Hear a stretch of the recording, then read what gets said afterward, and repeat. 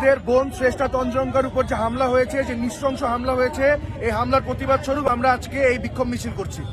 হামলাটা কিভাবে হলো, কারা করলো, একটু বিস্তারিত বলেন। কিছু দুষ্কৃতিকারী যারা বাঙালি জাতীয়তাবাদের নাম করে আমাদের বোনের উপর, যার পরিচয়কে ব্যবহার করে তার উপর টার্গেটেড হামলা করেছে। এই হামলার পিছে আওয়ামী লীগের ইন্ধন আছে বলে আমরা প্রমাণ পেয়েছি।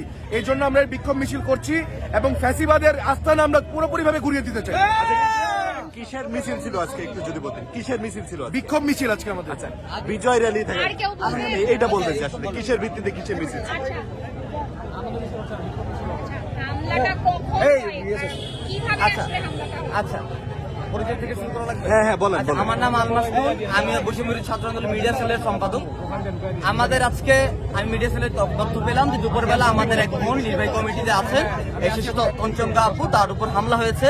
একটা বাহিনী এসে তাদের উপর হামলা, তারা যখন হচ্ছে দেয়াল লিখনের কাজ করছিল তাদের পাহাড়ি জনগোষ্ঠী মিলে, তখন তাদের উপরে সেরকম নৃশংস হামলা হয় এবং আমাদের বোনকে আমরা এখন অ্যাডমিট করেছি হাসপাতালে, ঢাকা মেডিকেলে আছে। তো আমরা আমাদের একটা প্ল্যান ছিল, আমাদের ঢাকার এই মিরপুরের সকল থানার কমিটি দিয়েছে, আমরা প্ল্যান করেছিলাম আমরা আনন্দ মিছিল করব। তো আমাদের এই আনন্দটা এখন একদমই নেই। আমাদের এখন প্ল্যান, আমরা বিক্ষোভ মিছিল করছি এবং আমরা এই বিক্ষোভ মিছিল নিয়ে ঢাকা শহীদ মিনারে যাব।